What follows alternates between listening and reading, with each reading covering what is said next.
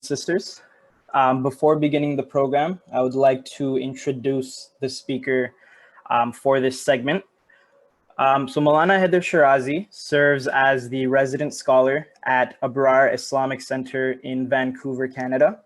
He moved from London, UK, and studied at the Hawza Ilmiya Qum and has contributed over 1,000 videos on various topics.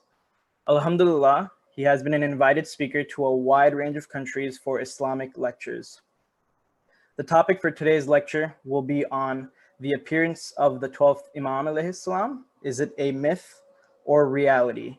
And under this topic, there will be many subtopics he will address, such as preparing to welcome the Imam's return, religiosity in the end of time, elements that strengthen and ruin one's faith, and with so many well-wishers of the Imam, why is there only 313? And are they not present yet? And is the reappearance of the Imam a myth or real? And lastly, the effects and benefits of Deen in this day and age. Before passing it over to Maulana, please make sure to keep your camera and mic off so the connection remains good throughout the lecture, inshallah. And lastly, I understand there will be lots of questions about this topic. So we will conduct a Q&A on Slido. The link and information will be in the chat as well as the room ID. So please go in and enter your question once the lecture concludes. Without further ado, I'd like to pass on the mic to Hujjat al-Islam, Maulana Hayder Shirazi, to address the gathering.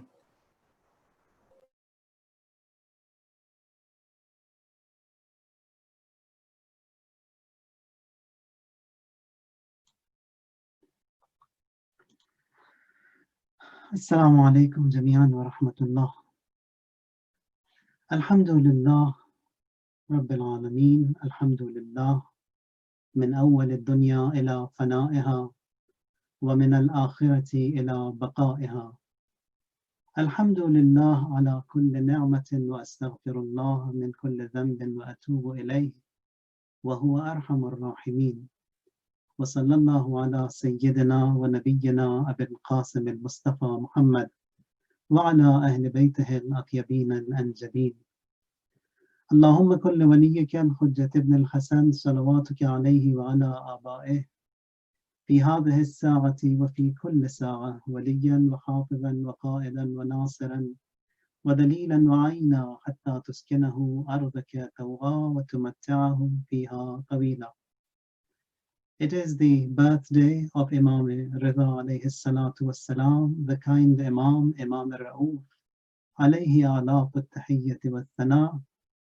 On behalf of every one of you, on behalf of those who have no access to this dunya anymore, I recite these two sentences of the salawat and the ziyarat of Imam, qurbatan ila Allah. Allahumma salli ala Ali ibn Musa al-Rida al-Murtada, الإمام التقي النقي وحجتك على من فوق الأرض ومن تحت الثرى الصديق الشهيد صلاة كثيرة تامة زاكية متواصلة مترادفة كأفضل ما صليت على أحد من أوليائك. May Allah Tabaraka wa Ta'ala never ever keep us away from Quran and the Ahlul Bayt alayhim salam, even for a moment, may that be here or in the hereafter. The topic that we have for today is the appearance of the 12th Imam. Is it a myth or a reality? And preparing to welcome the Imam alayhi salatu wassalam, and Deen, religiosity in the end of time, and what are the elements that could strengthen and the elements that could ruin one's faith. And some other topics, inshallah, will be discussed. Now, first of all, this era of intizar, waiting, is the era of hope, hoping for the real human and divine values.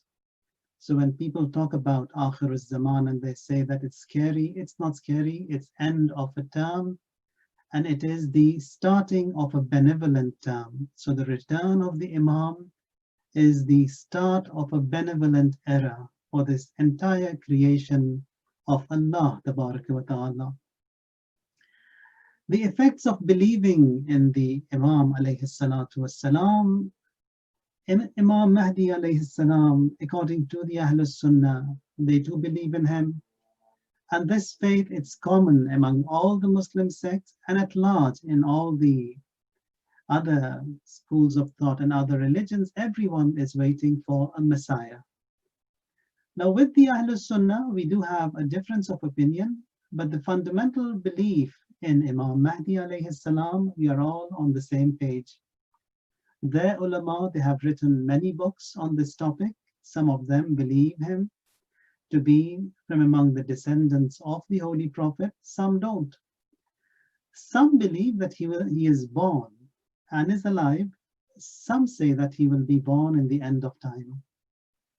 There are in them those who believe that he is alive, and in this era of ghaibat, people, they meet him, they have benefited from his presence, and there are in them those who have a similar faith like us, who believe to be alive and from the descendants of Hazrat Fatima and Amir al-Mu'mineen, Ali alayhim as-salam.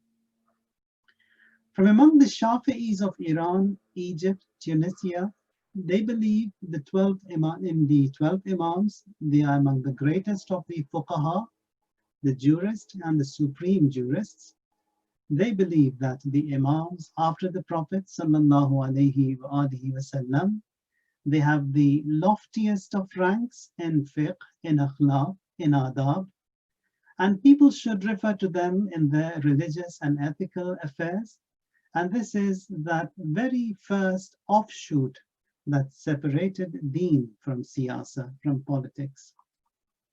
Some accept the marja'iyat of Amir al-Mu'mineen alayhi salam in religious affairs because he was the most knowledgeable, and the Prophet sallallahu alaihi wasallam had chosen him for the leadership and the religious affairs because he knew a lot, and the Prophet sallallahu alaihi wasallam, he has appointed him for the religious marja'iyah, and this is not the political leadership.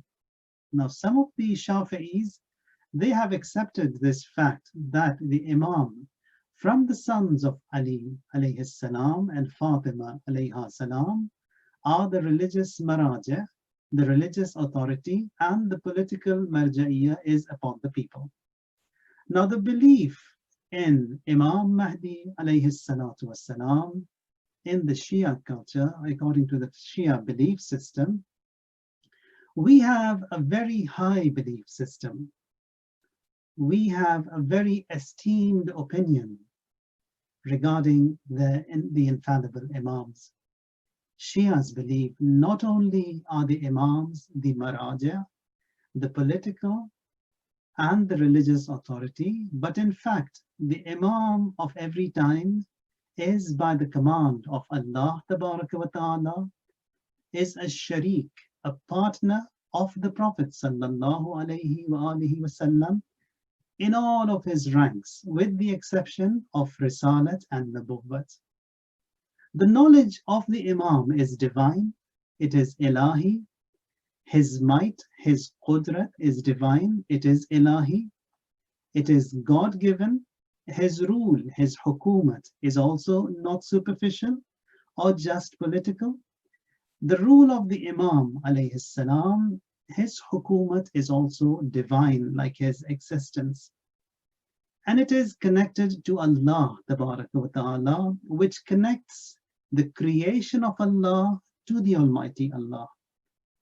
The Almighty, He bestows ilm, knowledge, wisdom to the Imam with immense karamat and abundant special favors. Now, this knowledge is given to the Imam or bestowed upon the Imam without the need of the Imam acquiring it. It is embedded in him, in his childhood, and all those magnificent powers and abilities, they are favored at such a young age that the best of the elderly can never achieve even part of what Allah Tabaraka wa Ta'ala bestows upon the Imams alayhim as-salam. Unlike us or people at large who are obliged to a duty at the age of 15 or 16, Imams, they are duty-bound from birth. Their understanding and perception is not like that of other men. Even if he is designated the rank of an Imam in childhood, he knows and is aware of all that he is obligated to. He knows every language. He speaks to everyone in their own native language. And much more than this, Imam has the wilayats on the hearts and souls, has special favors and bestowals on the true and sincere of his devotees. His du'as for his sincere followers, they are granted. And the Imam is aware of the actions of all people. He is aware of the intentions and thoughts. He knows what goes through their hearts, their inspirations, their aspirations. And in fact, in the era of ghaibat, Imam is totally aware of our behaviors, our intentions, and our attitudes. And this is an exclusive Shia belief system. That is, in all mishaps, dead ends, the outlet, the hope in all dead ends is the Imam, alayhi salatu wassalam, wa ruhi wa arwahul alamina liturabi maqdamihil fada. And the Imams, they too help. One of the barakat of the imposed war or the sacred defense in all these uprisings was that the youth, they have witnessed numerous helps from ghaib. And this is the most precious bestowal of the Almighty Allah. They witnessed and they are witnessing even today with their own eyes that the presence of Imam is felt, is seen, is sensed. And this asset has reached us at a very high price, and we should not give it away for nothing. It is the bestowal of all the pure, the blood of all those shuhada that has been shed on this pure path, and that is to get the message to generations to come. And it is upon us that we also work and get this information for generations to come, inshallah. Now, these visitations or the mulaqat or meetings that people had with the Imam and his special inayats should be all compiled and put together for generations to come. Imam's help, seeking help from the Imam, it does not contradict the divine system, the divine and the natural system that Allah Tabaraka wa Ta'ala has laid. Imam's service providing is in line with the divine system that we believe in the Tawheed, in the Adl, in the Nubuwwat, Imamat and Qiyamat, and this service providing of the Imam does not contradict with this belief system of ours. The Imam is part of the Ilahi MSN service and a takamul and a perfection to the service providing system of Allah, and it is not against or parallel to it. The intention, the irada of the Imam is the intention and the irada of Allah Tabaraka wa Ta'ala, where it says that qulubuna aw'iyatun limashiyatillah, that our hearts, they are where the intention and the irada of Allah Tabaraka wa Ta'ala originates from. And it is that vessel wherein the divine irada, the intention of Allah reflects. That what Allah wants is reflected here and nothing else. Now the belief in Imam Mahdi alayhi salam in personal and in social living, talking about the Imam alayhi salam, arwahul alamina liturabi maqdamih al-fada, which means my soul and the souls of all the dwellers of the universe be sacrificed unto the dust of his feet. Now this has numerous dimensions, various aspects, historical, social, various dimensions of the Imam alayhi salam. Now, to understand this in easy words, one of the news reporters of the late 1970s is an Egyptian news reporter. You must have heard his name, Muhammad Hassanain Haikal. Now, he says that he was blessed. And he says that one day when I was looking at these news channels and he was to report the biggest news of that year, and that is Shah has fled Iran, and Shah, the most powerful, the ruler in that region, he has fled, and Imam Khomeini is to return. And when he hears one of these interviews of Imam Khomeini, says that he, such a great person himself, who could oust the Taghut of his time from his country, a ruler who was a ruler for a descendant from the past 2000 years, says when this humble man, he talks about Imam Mahdi, he says, Ruhi wa arwahul alamina liturabi maqdamihil fida. Says that what does that mean? He himself is great. And he's talking about someone that his soul and the souls of all the inhabitants of this world be sacrificed unto the dust of his feet. That was the turning point that came into the mind of this news reporter. So the belief that we have in Imam Mahdi alayhi salam, it is real, it is not a myth. And all these observances that we have, jashrans that are observed, festivals that are celebrated, Eids, decorations, etc., all of them in the remembrance of the Imam alayhi salam, why are they held? Why so much of an importance be given to it? For Ashura, that much of an emphasis. For Arba'een, millions marching to Abu Abdullah al-Hussein. 15th of Sha'ban, that much of an azama. Now, to understand this in simple words, Marhum Ayatullah al-Uzma, Sheikh Murtaza Ansari, amongst the most renowned ulama of the Shia world.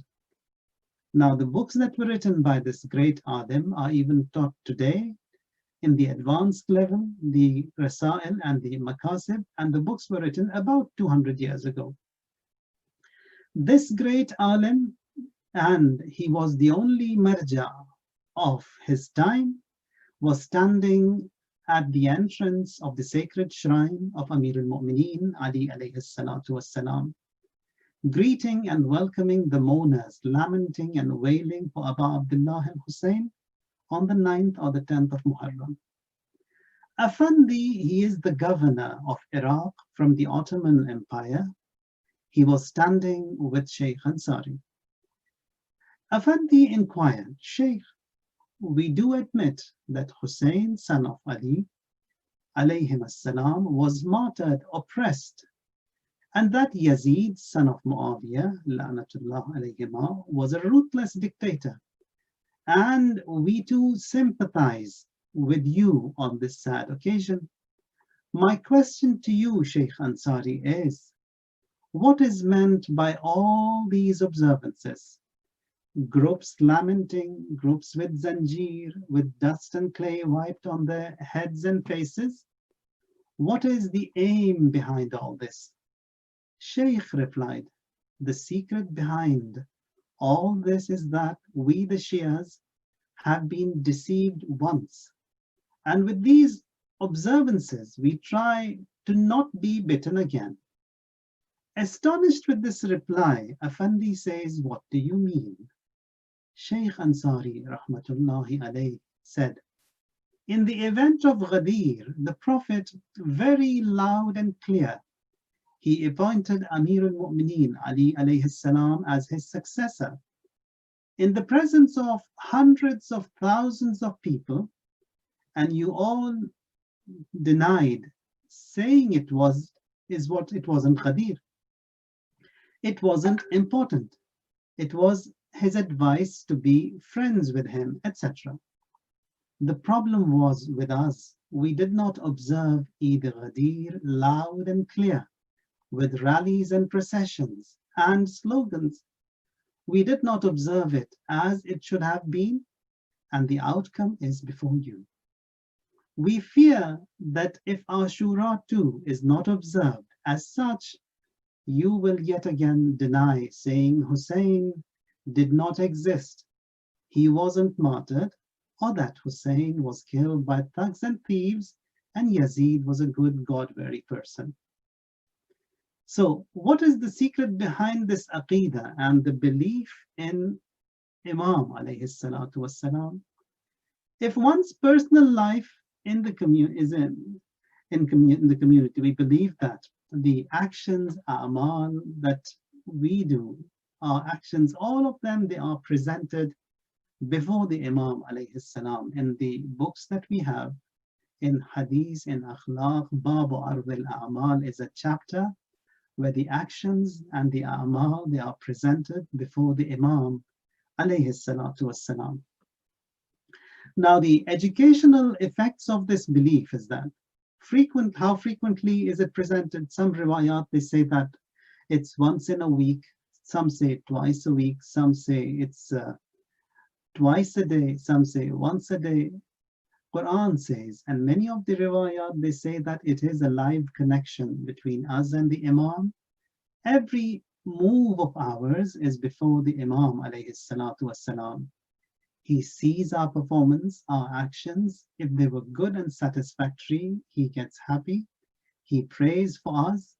And if it's bad, he is upset. Now, these actions that he looks into and is happy, pleased or unhappy, it is the actions of the Shias.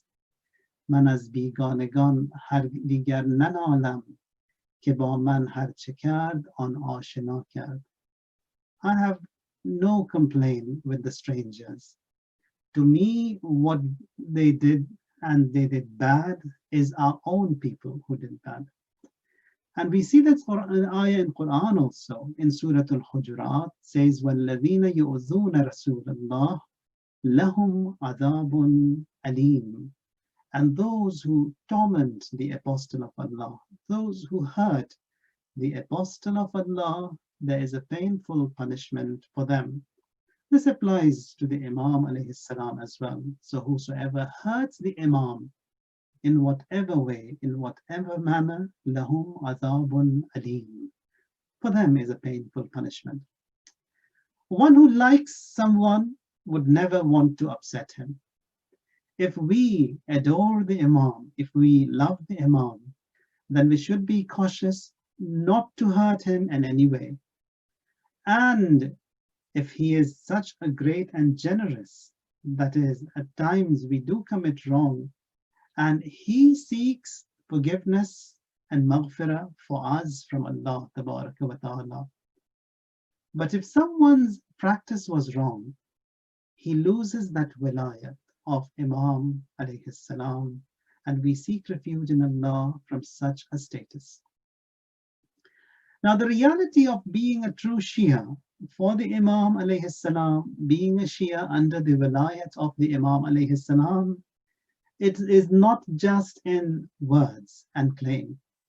How much of our Shiaism is accepted by the Imam? All of us claim to be the Shias. Are we his true followers, or we just Shias by IDs and by claim?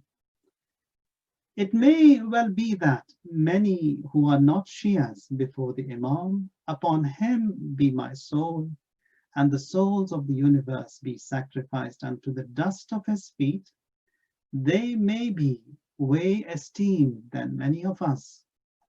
Assalamu alayk, ayyuhal imamur ra'uf. Salam be upon you, the kind Imam. Now people, they came to Marv to visit Imam Riza alayhi salam. The caretaker, he opened the door and they said, who are you? He says, we are the Shias. The group said, we are the Shias. We've come from a faraway place to see our Imam. He comes and gives the message to the Imam, and he comes and says, come later. They come the next day, they come another day, and for 60 consecutive days they came to the Imam. And now they got upset. They came and on the 60th day said to the Khadim that say to the Imam that we love him, we are his followers, We have come from a faraway place. And if we return not seeing the Imam, and then people, they will mock at us. They would say, your claim was that you are his Shias, you are his followers, and he is your Imam. How come he did not see you? This message was given to the Imam. Imam comes and says that your claim was wrong. You said you are the Shias. When your actions are different, they are not compatible to what we do. Your actions are against what we preach. Your words and your statements, they are different. If you say that you are the lovers of the Imam, that's a different claim, but you claim to be the Shias. Now, ways to being a true Shia. Now, all of this is a lesson to myself first. Now, paying attention to the supervision of Imam alayhi salatu wassalam in our actions, and then practicing all the religious instructions, every wajib, every haram to be put away, and indeed some rights we do not observe, like rights of friends, relatives, near and distant, spouse, children. We think we are good in deeds, and we think that the good deeds are only prayers and fasts and du'as. A good Shia is one who does all the good and refrains from all the bad. He takes the entire package, practices on the entire package. Now the ashab, or the associates of the Imam alayhi salam, I'll quote some ayat from Quran. We get a better picture of what our duty is and how can this support be rendered to the Imam, so that we too be enlisted among the best of servants of the Imam alayhi salam, inshaAllah. Now the associates of the Imam, what are their qualities? The Almighty in the glorious Quran says, وَكَأَيٍّ مِّن نَبِيٍّ قَاتَلَ مَعَهُ رِبِّيُّونَ كَثِيرٌ فَمَا وَهَنُوا لِمَا أَصَابَهُمْ فِي سَبِيلِ اللَّهِ وَمَا ضَعُفُوا وَمَا اسْتَكَانُوا وَاللَّهُ يُحِبُّ الصَّابِرِينَ. It says that how many a prophet there has been with whom a multitude of godly men fought. They did not falter for what befell them in the way of Allah, neither did they weaken, nor did they abase themselves, and Allah loves those who are sabir, who are steadfast, who are patient. Now the following ayah says, وَمَا كَانَ قَوْلَهُمْ إِلَّا أَنْ قَالُوا رَبَّنَا اغْفِرْ لَنَا ذُنُوبَنَا وإسرافنا في أمرنا وثبت أقدامنا وانصرنا على القوم الكافرين. That is, God, their statement was, forgive us and the wrong that we have done, the israf that we have committed in our affairs. وثبت أقدامنا, keep us firm. وانصرنا على القوم الكافرين, and then give us success over the faithless lot. Now in this ayah, the term Ribbiyun was used. Ribbiyun in Quran has been mentioned twice. What does it mean? Ribbiyun, they are those sincere muwahhideen, sincere monotheists, who served and who fought in the service of the Imams and the Prophets alayhimus salam. And the applicable of Ribbiyun in this day and age, we can say they are the Basijis, or they are the Hishn al-Sha'bi, or those from among the people who stand for their rights and in the service, and those who serve sincerely without any gain, without any hope and desire that they would be given something. No, with no hoping of anything worldly. Ribbiyun, sincere, muwahhid. After the Holy Prophet sallallahu alaihi wasallam, and until this day and age that we are living in, there have been numerous uprisings, numerous movements. None of them were complete, perfect, and among all those who stood and who fought and who served You cannot find anyone as sincere as these Basijis or these Hayder Shirazis, for example. And among the most significant qualities of the Ribbiyun that has been mentioned in this ayah is their high spiritual might, their tolerance, seeking forgiveness, seeking to be firm and upright, seeking victory. ربنا اغفر لنا ذنوبنا وإسرافنا في أمرنا وثبت أقدامنا وانصرنا على القوم الكافرين. I will shed some light on this ayah and the associates, what qualities they need to have. First of all, the ayah says they are very powerful and high, they have very high spirits. Now the battlefields, fighting, being killed, the longer it lasts, the more difficult it becomes. And it has its own negative drawbacks, like being away from family, domestic problems in the family, lack of help, support at home, poverty, devastation caused due to war. All of these are a result and which results in the weakening of one's iman, one's faith, one's intention. Health also, it deteriorates, it becomes weak. Abilities also, they drop down. And all of this stems from the war, the battles, and the issues that the person results in drifting away and maybe submitting to the enemy. Now Allah, He lauds the mujahideen, the warriors, and those in love of the Prophet, people they participated in battles in his support. They never showed any weakness. Even if the battles took longer, they never changed, they never switched. And they were firm and they were steadfast. Quran says, فَمَا أُوَانُوا لِمَا أَصَابَهُمْ فِي سَبِيلِ اللَّهِ وَمَا ضَعُفُوا وَمَا اسْتَكَانُوا. They did not falter for what befell upon them in the way of Allah. Neither did they weaken, nor did they abase themselves. Numerous of these great people have been seen, and you have seen, we have seen, and they do exist even today. Now, the second lesson that we learn from this ayah is that these courageous, brave warriors mentioned in this ayah, they are very energetic, unwearyingly tireless people, and they are beloved of Allah Tabaraka wa Ta'ala. Allah says, Wallahu yuhibbus sabirin.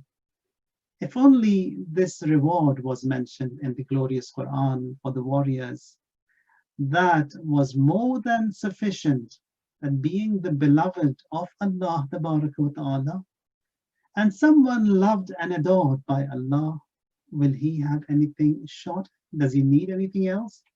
That love of Allah is more than sufficient for him. 3. Forgiveness, steadfastness, being firm and helpful. Now these warriors, these mujahideen, these associates of the Imam, amidst these agonies and mishaps of the battles they witnessed, their dua was, وَمَا كَانَ قَوْلُهُمْ إِلَّا أَنْ قَالُوا رَبَّنَا اغْفِرْ لَنَا ذُنُوبَنَا وَإِسْرَافَنَا. Their dua was that God forgive us and the wrong that we have done, and keep us firm and give us help upon the faithless lot. The fourth is that a loving relationship with Allah Tabaraka wa Ta'ala. There are many ayat and riwayat that talk about and they laud about the Shias of Akhir Zaman, and they are alert, they are aware, they are basir, insightful. And it also is applicable to the Ribbiyun Kathir, Ribbiyun, the sincere, the monotheists, the Muwahhideen. Quran says, Ya ayyuhalladhina amanu, man yartadda minkum an deenih.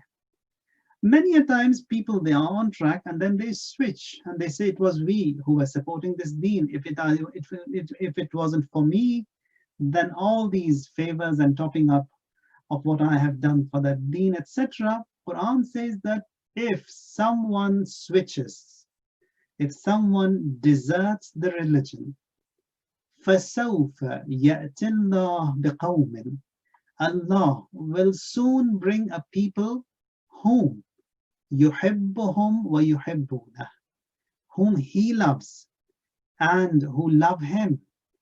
أذلة على المؤمنين, humble towards the faithful. أعزة على الكافرين, and those who stand firm, steadfast towards the faithless. So if a person deserts that religion, moves away from deen, or says that starts favoring on that deen and then switches away, he does no harm to deen. Allah will replace them with better people. Now the previous ayah, it talks about the sorrow of the Prophet and the mu'mineen due to weak people with a weak iman that resulted in them retrieving at times. And the latter ayah is a glad tiding to the Prophet sallallahu alaihi wasallam that the support and well-being of religion will be through the mu'mineen, who are staunch, who are strong, who are courageous, insightful, who are basir, and that should never make the Prophet sad. 5. Humbleness before the mu'mineen and strong confronting the faithless. Among the other quality of these associates of the Imam is أذلة على المؤمنين أعزة على الكافرين. 6. They do not fear the taunts. There will be a lot of mocking when a person is on this path and wants to be among the servants of the Imam. Says يجاهدون في سبيل الله ولا يخافون لومة لائم, waging jihad in the way of Allah, not fearing the blame of any blamer. No matter how much people mock, you will move ahead. And then one of the du'as that we all recite, especially in these ziyarat that we recite to Abu Abdullah al-Hussein, is that Ya laytana kunna ma'akum fanafuza fawzan azima. We wish that we were in Karbala. We wish we were martyred. But in action, if we are not prepared to even bear a little pain, a little slap, a little mock, or beaten up, or hurt, or be told off, then how can we be with Hussein alayhi salatu wassalam? So all this, again, a lesson to me first. So where the Rabbiyun was mentioned, they are the sincere, and they are not feeble, they are strong, they are steadfast, and they cannot be compared to anyone. So that Iman is what gives them the might. Now, the seventh lesson that seventh quality that a person to be among the ashab of the Imam, and that is criteria of rendering help to the Imam. And the more this relationship is divine, truthful, strong, and reliable, the aids that one gets from him too, they are massive. The more support you give to the Imam, the more support you get from the Imam. It says, Uzkuruni azkurkum. You remember me, I will remember you. It says, in these turbulences, the strongest of people, they used to say that the job is done. The sincere and the faithful said otherwise, because their desire and their want was قالوا ربنا اغفر لنا ذنوبنا وإسرافنا. Everyone was after everything else, but here they said that we want to be firm and steadfast on your deen, and God help us. This was the dua of those sincere. Now, when you look into Quran, the shortcomings they may have will be compensated by Allah. That is, if someone sincerely desires to be among the servants of the Imam, and there are shortfalls in him, there are shortcomings in his existence, but his desire is to be with the Imam. Quran says, Ya ayyuhal ladhina amanu, in tansurullah yansurkum. You help Allah, He will help you. وَيُثَبِّتْ أَقْدَامَكُمْ. He will keep you firm, steadfast. And in Allah la yukhlifu al-mi'ad, Allah never lies. And what we say, Sadaqallahu al-Aliyyul Azim, after the recitation of Quran, that Allah has spoken the truth.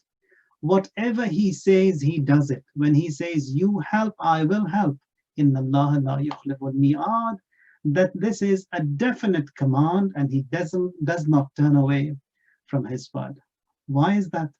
ذلك بأن الله لم يكن مغيرا نعمة أنعمها على قوم حتى يغيروا ما بأنفسهم. That he will never bring about a change unless we bring about a change in ourselves. So the change that we bring is that package that Imam has brought forth, we take that package blindly, practice it, all of it, without adding anything to it, removing anything from it.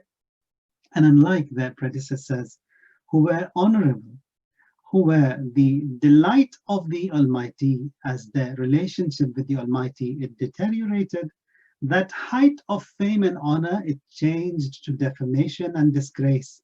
Allah says in the following ayah, says, فَخَلَفَ مِنْ بَعْدِهِمْ خَلْفٌ. There were people who were with the Prophet. There were people with Amirul Mu'mineen. And when they saw that their interests and their benefits are not being provided, they switched, they moved. So this has been happening throughout history, during the time of Abu Abdullah, during the time of Rasulullah. Even today, it's the same thing. Quran says there's nothing for you to worry. Deen is of Allah. That Imam is divine. Support is divine. People who will help him are there. If someone switches and moves away, فَخَلَفَ مِنْ بَعْدِهِمْ خَلْفٌ. But there were people who were succeeded by an evil nasl, an evil posterity. Says, أَضَاءُ الصَّلَاةِ وَاتَّبَعُوا الشَّهَوَاتِ. The reason why they were switched and they were apart from the Imam and his movement was that they neglected prayers and they followed shahawat, their temptations and desires. So prayer in our deen, it comes first and foremost. Whenever you see that there is lesser importance being given to salat, means that is that danger zone, that is that gray area. Something has to be done quickly and fixed. It says, أَضَاءُ الصَّلَاةِ وَاتَّبَعُوا الشَّهَوَاتِ فَسَوْفَ يُلْقَوْنَ غَيًّا. And they will soon encounter the reward, and that is that for the يُلْقَوْنَ غَيًّا. Now we want to be among the ashab of the Imam. We want to support him and we want to help him. Why is that? One of the reasons why we all want to help the Imam is, and we do recite this in Dua Iftitah and many of these ayat that we have in Quran, is because Imam, he will remove and he will delete all of the tawaghit and the arrogant powers, all of the taghuts from the surface of this world. Now we also claim that wish is there, that desire is there. Now if we are true in our desires, and it has been mentioned repeatedly that if someone wants to be wants to be good to the Imam and he's bad to his own father, then definitely he cannot be good to his Imam as well. Or if someone is in taqleed of a mujtahid today, then tomorrow when Imam comes, switching from this taqleed of this mujtahid to the taqleed of Imam, it's going to be simple and easy. But if someone doesn't follow Imam, is not respectful to his father, will definitely not be respectful to the Imam, will definitely not be obedient to the Imam. Now we say, and the dua is, we want the Imam to return so that all of the taghuts from this dunya, the arrogant powers, they are removed. Now, if someone could not be with Imam Khomeini, who just kicked out and ousted one taghut, then how can he claim to be that he wants to be with the Imam who wants to put away all of these taghuts? So we have to think in everything in those lines. So consequences of following the divine leaders, not obeying the representatives, the nawab of the Imam, the sufferings that we see, it's all because of disobedience. For example, Shaheed Ayatollah Hakim was killed in Najaf, or before that Shaheed Sadr was killed, and so many shuhada worldwide. So all of this mishap, or most of the mishap that people they are seeing, is as a result of disobedience or not following the instructions of their divine leaders. Honor and fame is given to someone who is obedient to the Imam, who follows the footsteps of the Imam. And feeling of safety and security is also in being obedient to the Imam alayhi salatu wassalam. So one of the most dangerous perceptions for the believers is that we have won and Allah has made us victorious. And here on, we have nothing to do. Some people fell into these traps of pride and ghurur and fakhr. And this thought also is batil. In fact, He, the Almighty, is the most, and He's so severe in taking an account what Quran says, huwa shadidul mihal. Though He is great in His might, at the same time, His wrath is also painful. So we have to worry about our own fate and what our end is going to be. Now, one of the other things that we learn from Quran is that وَإِذَا رَأَيْتَ الَّذِينَ يَخُوضُونَ فِي آيَاتِنَا فَأَعْرِضْ عَنْهُمْ حَتَّى يَخُوضُوا فِي حَدِيثٍ غَيْرِهِ. Says that when you see those people, they are gossiping and mocking the signs of Allah, what do? Do you continue with those chats? Do you stay in that room? Do you sit with those people? You have to draw lines. You have to get away. You cannot be with them. That is the command of Allah wa ta'ala. So when it comes to the wilayat of the Imam and obedience towards the Imam, it has to be a total submission towards the Imam alayhi salatu wassalam. Now people, one of the other things that we learn, what are our duties in this end of time? A very difficult time it will be. Now, first of all, the term Akhiruz Zaman, it's a very wide terminology that we have. In one of the riwayat that we have from the Holy Prophet sallallahu alaihi wasallam, or for example, it's from Sulaiman alayhi salam. When he was traveling, he comes over Medina, the city, and then he says to his companions, Prophet Sulaiman, this city that you see, this is the city of the Prophet of the end of time, Prophet of the Akhiruz Zaman. This is his city. So Akhiruz Zaman, it starts from Rasulullah. And Rasulullah, he says in a riwayat that I and Akhiruz Zaman and the Day of Judgment, he points out at his two fingers and say it's going to be that close. Now, when we see the riwayat and the belief system that we have regarding Akhiruz Zaman and the return of the Imam alayhi salam and the Day of Judgment, that's going to be after the zuhur of the Imam alayhi salam, and may Allah hasten in his return and count us all among the best of his servants and those who are firm and those who seek shahadat in the service of the Imam alayhi salam. Now, what are our duties here in the end of time?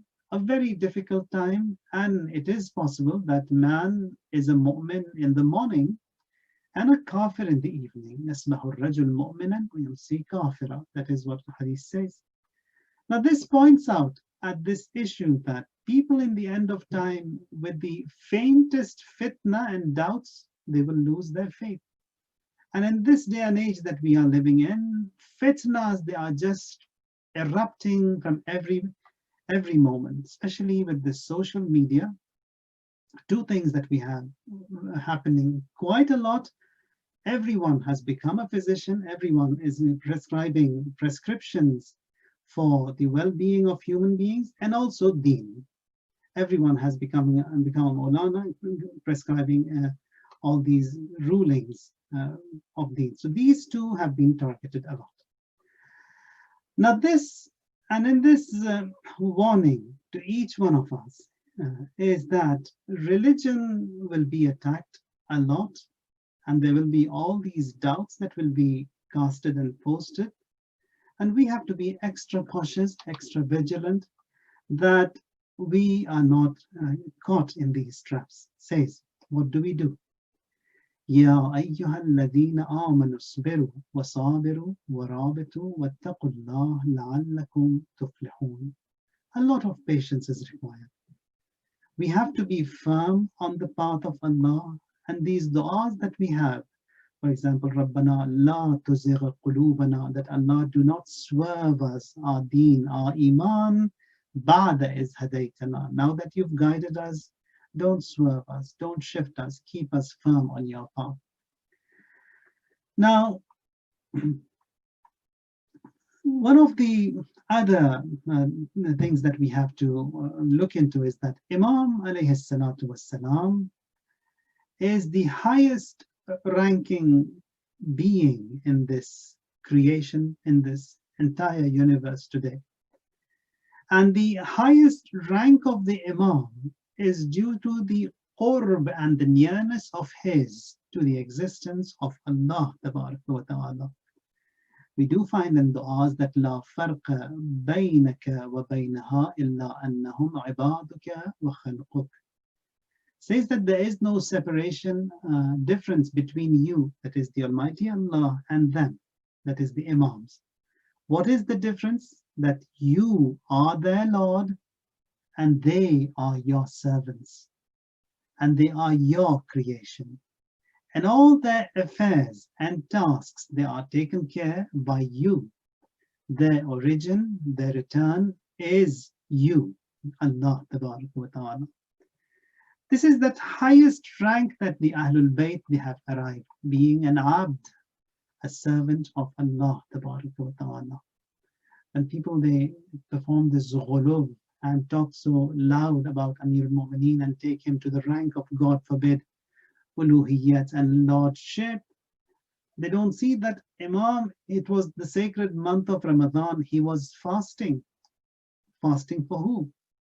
He was in a masjid, worshipping who?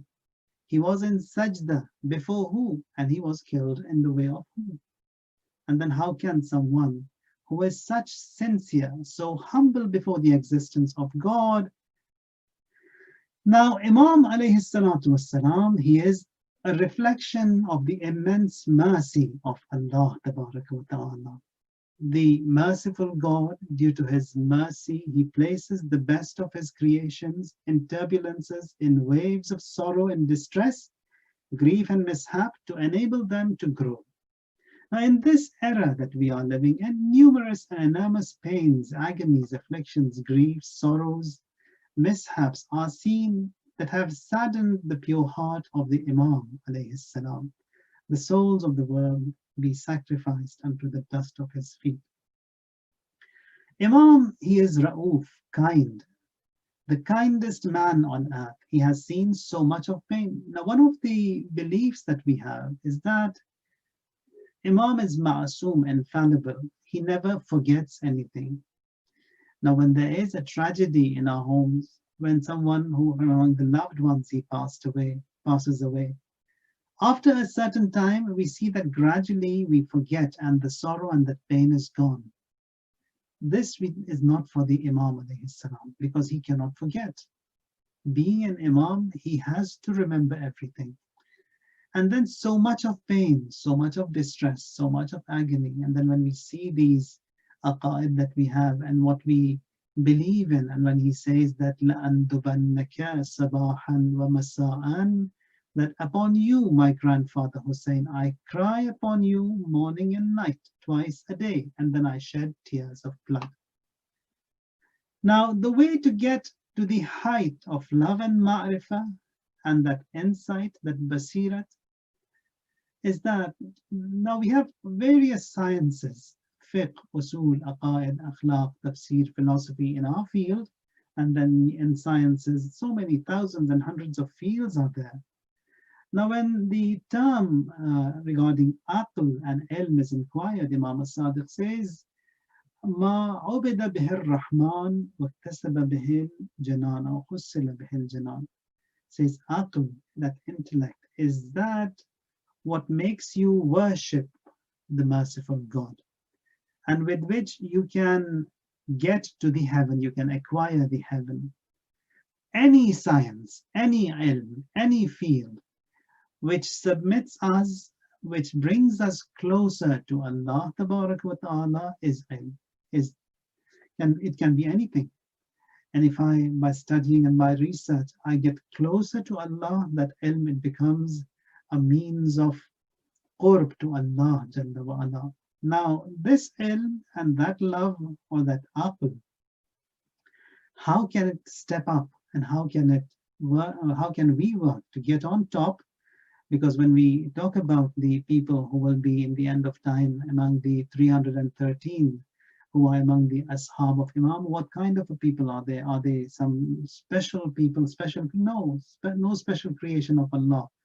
It's just like you and me, but those who have been sincere, those who have been obedient to Allah Jalla wa Ala in all walks of life, they have observed all of the do's and then refrained from everything that was forbidden upon them. So step by step, we have to work to get to the top. Like for example, the love that we have towards our parents, our ustad, the mujtahid, the neighbors, children, grands, offspring, etc. Ilm also is like that. Ma'arifat is also like that. So all of these, they are ma'arif, and step by step, they have to get to the top. Now, this love also that we have towards Allah, towards the awliya, and towards everything else, that has to be divine. I love my parents because Allah has instructed me so. I worship because Allah has instructed me so. In kuntum tuhibbun Allah fattabi'uni, that if your claim is that you love, because the command of love is from Him and He has asked me to be obedient to Him, then Allah says, then that reciprocal love from me also will be sought. Now, one of the other things that we learn from the divine book is that قُلْ إِنْ كَانَ آبَاؤُكُمْ وَأَبْنَاؤُكُمْ وَإِخْوَانُكُمْ وَأَزْوَاجُكُمْ, says if your fathers, your sons, your brethren, your spouses, وعشيرتكم وأموال اقترفتموها وتجارة تخشون كسادها ومساكن ترضونها, says, and your friends and the possessions that you have and all that you have acquired through businesses and the dwellings that you are fond of, if all these loves and attachments that we have, أحب إليكم من الله ورسوله, says if all of them or any one of them is dearer to you than Allah and His apostle, and dearer to you than jihad in fi sabilillah, waging jihad in the way of Allah, and hatta ya'ti Allah bi amrih, until He waits and issues His verdicts, wallahu la yahdi al-qawm al-fasiqin, Allah, He will not guide the fasiqeen or the transgressing lot. So that love has to be only and only exclusively for Allah Tabarak wa Ta'ala. If anyone else is a sharik in it, then we will be among the fasiqeen. So that love has to be in line with the love of Allah Tabarak wa Ta'ala. So sincerity in the presence of Imam, ikhlas is also required. If I want to serve him, if I want to be with him, if I'm with that same noble cause of his, says if man, he can live and choose a path himself, he can invest in a way that he benefits every moment and he ascends on this pyramid of love and ma'rifah and basirat towards Allah Tabarak wa Ta'ala. And all the guides were sent to bring mankind closer to this path. Knowing his reality itself, it is a blessing that was blessed to us by the Ahlul Bayt alayhim salam. Now that we know that loss is in everything that is not divine. Anything which is not divine, which is not ilahi, means it is a loss, and I will be a loser. So we have to be extra vigilant, as mentioned in the Holy Quran, Innal insana lafi khusr, that mankind, he is at loss. Illa alladhina amanu wa amilu salihat, but those who have that iman, wa amilu salihat, those who have done good, wa tawasaw bil haqqi wa tawasaw bis sabr, and they invite people towards haqq, towards right, and they invite people towards patience. Now, when we see these observances that we have, all these different worships, du'as, ziyarats, or Laylatul Qadr, the 15th of Sha'ban, the day of Ashura, etc.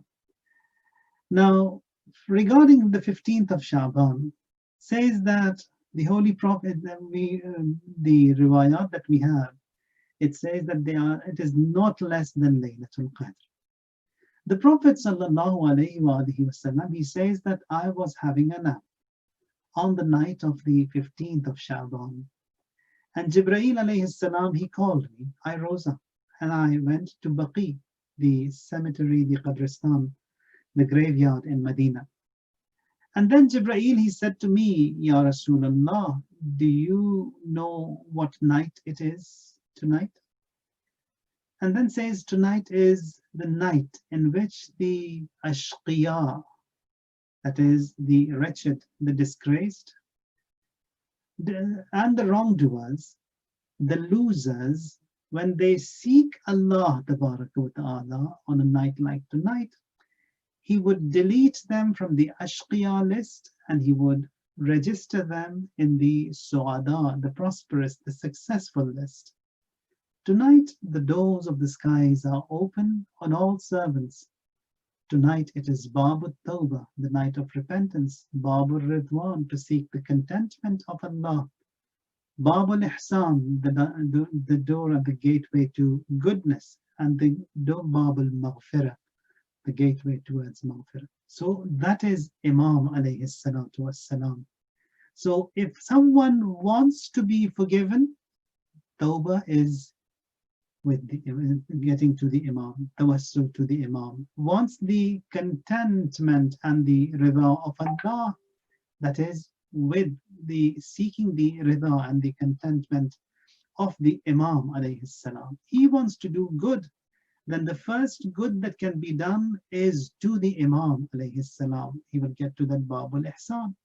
He wants forgiveness, then the first, and that is also via the Imam alayhi salam. So allegiances that we have with the Imam is that we have to strengthen this bond and this connection that we have with the Imam, especially today, and with the awliya. Ask Allah Tabarak wa Ta'ala to enlist us all to be among His most sincere servants. And it is important that someone sincerely desires and he does not avail or does not benefit from His special bestowals, it is not possible at all. Whatever we ask is what we get. And all these ayat that were recited, and you help me, I will help you. You remember me, I will remember you. Now, when you remember the Imam, will He not remember you? It is the problem is with us that we don't we don't hear the Imam's replies. So, but he does get the information. The moment we intend, it is instantly and immediately in the inbox of the Imam alayhi salatu wassalam. He hears, he replies, then everything changes. Now, if you see marhum, when we look into our observances and the attitude, the best has to be given to the Imam alayhi salam from among our income, from among the services. Whatever you do, the best portion and the best share should be given. And marhum Ayatullah Mujtahidi Tehrani, who passed away just 2-3 years ago, he was of the opinion that the homes that we give on our possessions and our belonging, he was of the opinion, he used to say that even you have to pay a homes on your children. If someone has 5 kids, there's one of those kids should be designated for qum, for the hawza, so that he returns and he serves this noble cause of the Imam alayhi salam. So, and not any kid. It says the smartest of those kids should be selected to be sent and to study and return and help this noble cause of the Imam alayhi salam. Respecting the ulama, honoring the signs of the Imam alayhi salam, honoring the ahadith, the books that were written. All these are those things that we have to observe when it comes to helping and rendering our services to the Imam alayhi salatu wassalam. And the first thing that we have to have before the Imam is humbleness, and then obedience to the Imam, the ranks that Imam possesses. And that it was mentioned that everything that Rasulullah has, the Imam also has, with the exception of Risalat and Nubuwwat. And this maqam of tabyin and tafsir of Quran is with the Imam alayhi salam, and the custodianship is with the Imam alayhi salam today. And Allah Tabarak wa Ta'ala count us among the best of His servants and those who seek shahadat in his service. Now, in this end of time that we are living in, that what plays the pivotal role in us being saved from all these doubts, from all these inhirafats, from all these doubts that are being created every day, day in, day out. So elements that strengthen deen and religiosity in the end of time, one of them is tawassul, that we need help. We need tamassuk, seeking the ma'asumin alayhim salam, especially the Imam of age. In Nahj al-Balagha, Amir al-Mu'mineen alayhi salatu wassalam, he says that you tear the wild waves of fitna and advance, go ahead, move ahead. How do you go ahead? It says on the ark of salvation. In these du'as that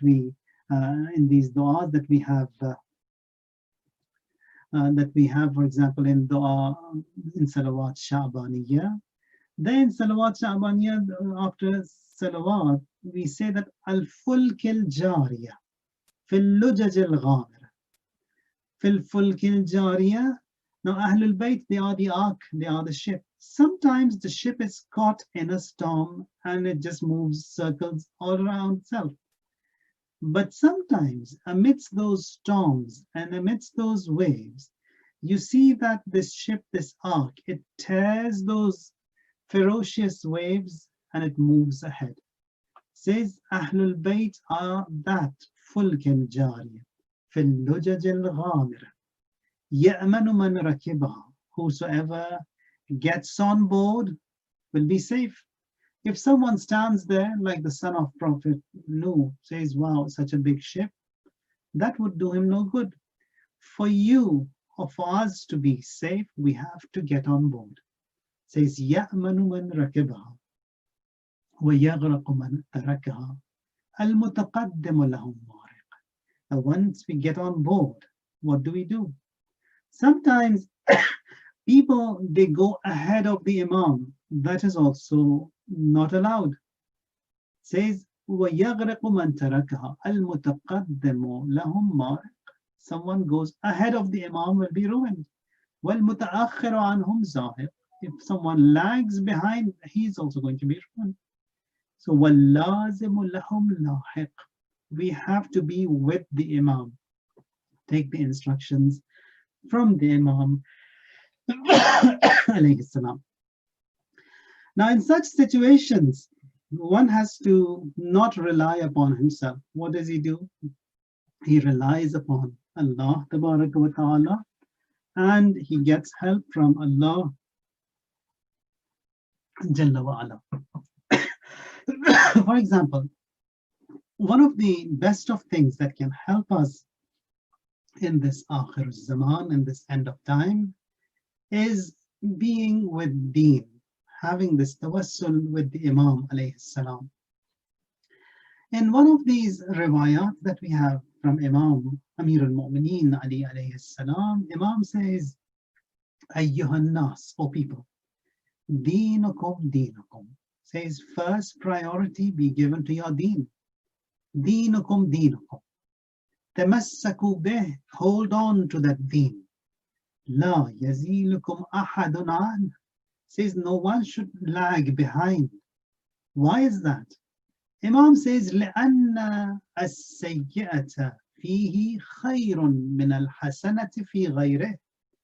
That is, the wrong that a person does, and he is religious, he has faith and deen, says that wrong of his is good, is better than someone doing good without deen.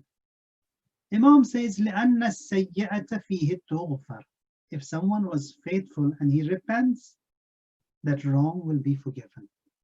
وَالْحَسَنَةُ فِي غَيْرِهِ لَا تُقْبَلُ.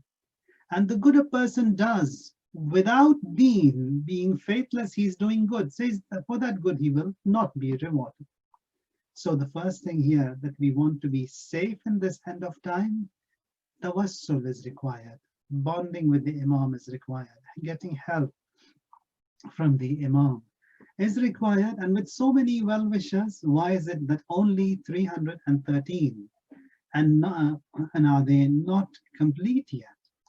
Here also, when we see the number, the count of 313, they are the initial core members of the cabinet of the Imam alayhi salam. Imam, now in this day and age, for example, in the US, they have how many? I think 18 ministers. Here in Canada, they have 29. In Iran also, they have, I think, 18 ministers. And they are that core group. And likewise in China, I think 29 or 36, something like that.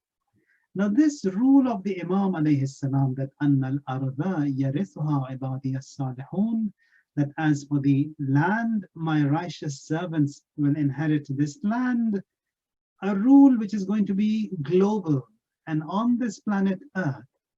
So with 16 and 18 ministers, it cannot run.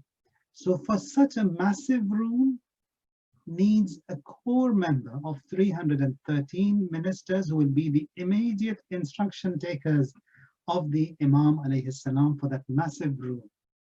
But we also have to wish and desire to be among them. Now, one who wants to serve the Imam and to serve the noble aim of the Imam alayhi salam and wants to be among the best of servants means that he has to be able to remove some of the burden from the shoulders of the Imam. That is, he has to be helpful to the Imam, helping hand. Now, regarding Malik Ashtar here and the staunch supporters of Amir al-Mu'mineen, that what we see is that they were always after getting instructions from the Imam, now to do what? What shall I do now? They were always so much occupied that they want to remove that stress or that burden from the shoulders of the Imam alayhi salam. Now, one who wants to serve the Imam should be among the best of servants, should aim to remove the maximum burden from the Imam alayhi salam. Imam as-Sadiq alayhi salam was inquired, when will Imam rise? He answered, when the count is complete. Now the reporter, he says, and how many in that count? Imam says 10,000. Now 313 is that first core group of his supporters with the Imam.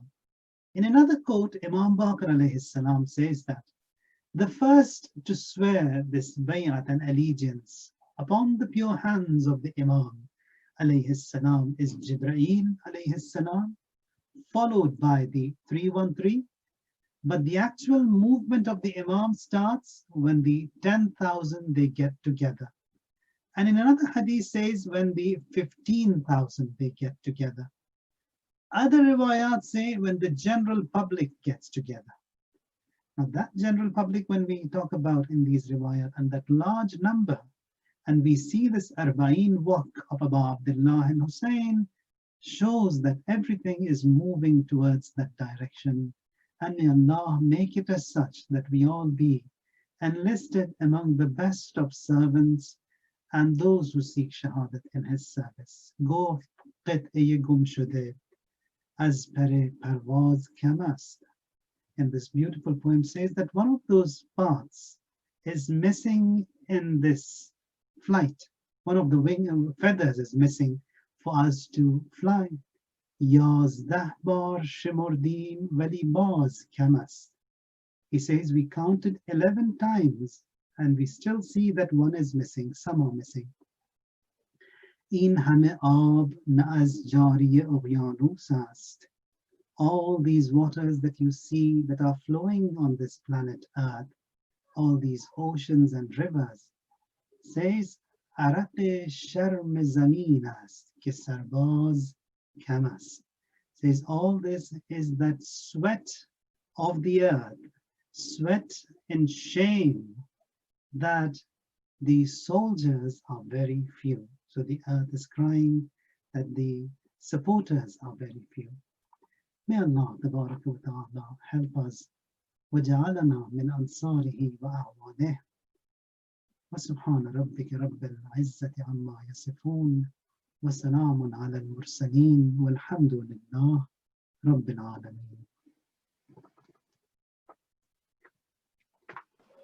Thank you so much, Malana, for discussing such a relevant and important topic in today's time. For this next segment, we will move on to having a Q&A. Please do not post your questions on either the Zoom or YouTube chat. We will be holding the Q&A on slido.com. I have posted the link both on Zoom and YouTube Live, so please click on that link to post any questions you have. The room ID is also listed in both chats, so just make sure to enter that room ID and you'll be able to post any questions that you have for Maulana. And from there, I will read any questions that you guys post. And if you have any questions that you also want to get answered by Maulana that has already been posted, you can also like the question. So for the first question, Maulana, Sister Fatima has said, did the Imam work to reach Imama, or did Allah bestow it on him only? Well, the Imamate, it's a designation appointed by Allah Tabarak wa Ta'ala. So Allah appoints the Imam. And then once he has appointed, there is a strong quality control, you could say, or checker that Allah Tabarak wa Ta'ala has placed upon the Imam. But Imams, they are the best of creation. Even the flaws that we see that sometimes were seen among the prophets, which we call as turuk awla, or things that it was better for them not to have done. We do not see any of these flaws in the Imams, alayhim salam. Imams, they never, now even when it comes to these du'as, for example, cursing a nation, etc., even these, they do not exist in the lives of the Imams, alayhim salam. Appointment is from Allah. It's a divine appointment. Thank you, Maulana. For the next question, is the Imam mentioned in the Bible or Torah? Yes, has been mentioned. And also, if you see Surah Saf from the glorious Quran, there says, Rasulun ya'ti min ba'di ismuhu Ahmad. Regarding the Holy Prophet sallallahu alaihi wasallam, his name has been clearly mentioned, and the names of the Imams also, they have been mentioned.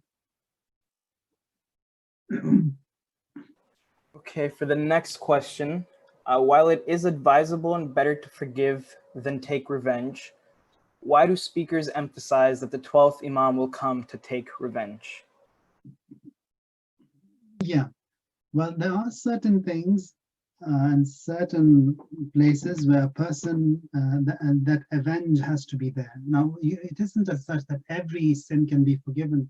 Certain, something when it comes to personal issues and personal affairs, it's good to forgive.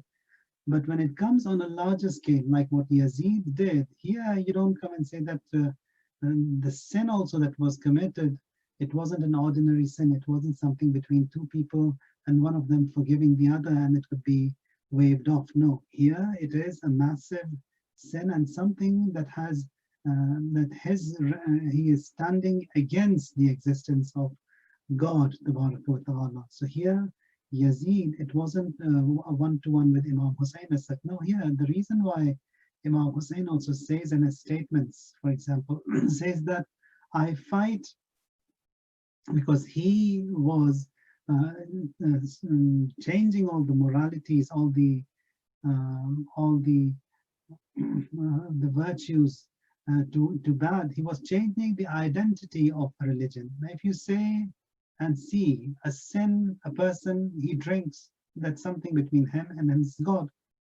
But then you see that there's someone else, instead of drinking, he has a liquor shop, a liquor store. So the sin in the second example is larger.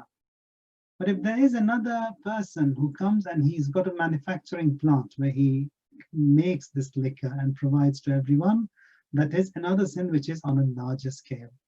Now, on a fourth level, you could think and assume a person, he wants to come and change the identity of this sin and say that no, drinking, that's fine.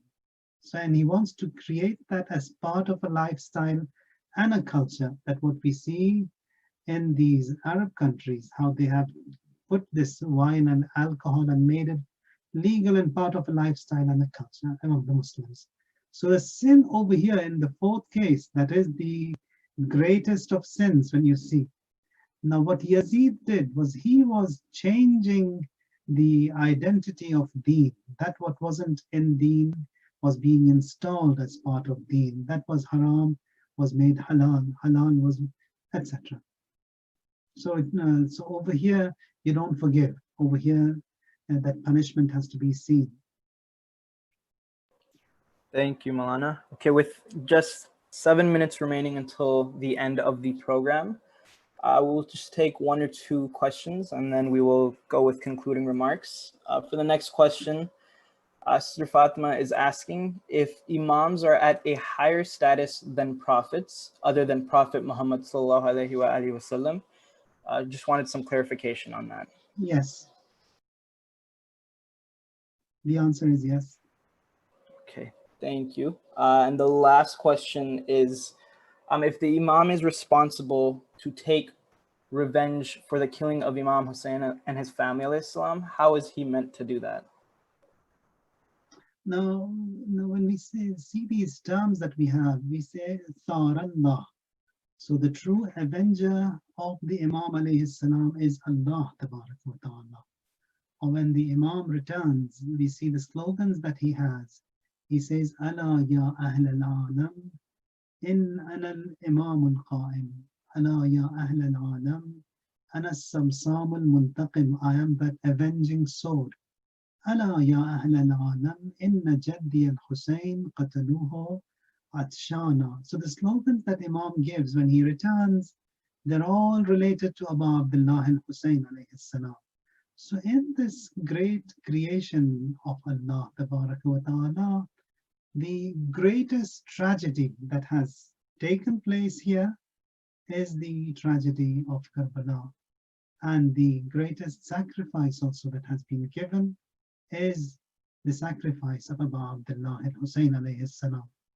Now for such a tragedy and such a sacrifice, now when you want to avenge, or that revenge is to be taken, that revenge also has to be on that same scale, that massive scale, that huge scale. It has to be seen by and witnessed by the entire creation, or the example that was mentioned regarding the observances that we have on the day of Ashura, and the reply of Sheikh Ansari to Afandi, the governor of Iraq from the Ottoman Empire, that the importance has to be given. Some things have to be observed, great, large. Now, so many people who have wept, all of these, we believe in the Day of Judgment, and we believe that Inna Allah Sari'ul Hisab, that He is quick in reckoning and taking in account.